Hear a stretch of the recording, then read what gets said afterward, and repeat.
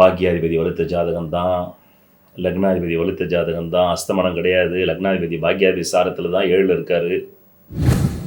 அந்த குரு மகா திசையில் அந்த அம்மையார் குரு 7ஆம் இடத்திலே மிருகசீரிஷ நட்சத்திரம் 2ஆம் பாதம் 6குடையவன் சாரம். அதனால் இவருக்கு வந்த பிரச்சனையால் இவர் ஜாதகம் சீரழிந்தது. இப்பொழுது இவர் ஜாதகத்திற்குள் வந்தால் இவருக்கு 8குடையவன் நீசம் பெற்றாலே தற்கொலை சிந்தனை வரும். லக்னாதிபதி 6குடையனோடு சேர்ந்தாலே தற்கொலை சிந்தனை வரும். மீட்சி பெறுவாரா அல்லது வீழ்ச்சி பெறுவாரா? மீட்சியா வீழ்ச்சியா? வீழ்ச்சியா மீட்சியா? உண்மையிலேயே பூர்வப்பட்டவதி அங்கே ஆட்சியா இருந்தாக்கா அந்த விழிப்புணர்வை வாங்கும் போதே கொடுத்துருப்பார்ல. நமக்கு 30 கோடி சொத்து இருக்குதுனாக்கா நம்ம குறைந்தபட்சம் அதில் பாதி தான் கடன் வச்சுக்கணும், 15 கோடிக்கு மேலே வாங்கக்கூடாதுன்ற விழிப்புணர்வை கொடுத்துருப்பார்ல. ஏன் தன்னுடைய சொத்துக்கு மேலே 3 மடங்குக்கு 4 மடங்கு வாங்க சொன்னார்? இங்கே தான் சூட்சுமத்தில் வர வேண்டும்.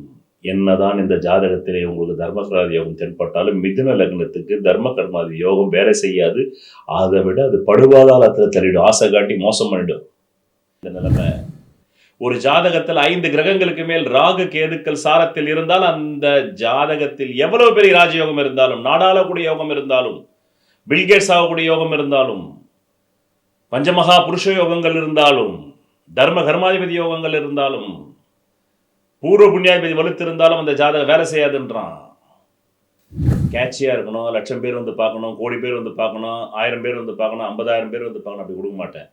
என் வாழ்க்கையில் அது நடந்திருக்க வேண்டும், இல்லை நான் பார்த்த ஜாதகங்கள் நடந்திருக்க வேண்டும், அதை நானே சொல்லி நடந்திருக்க வேண்டும். அப்போ தானே நான் சொல்ல முடியும்.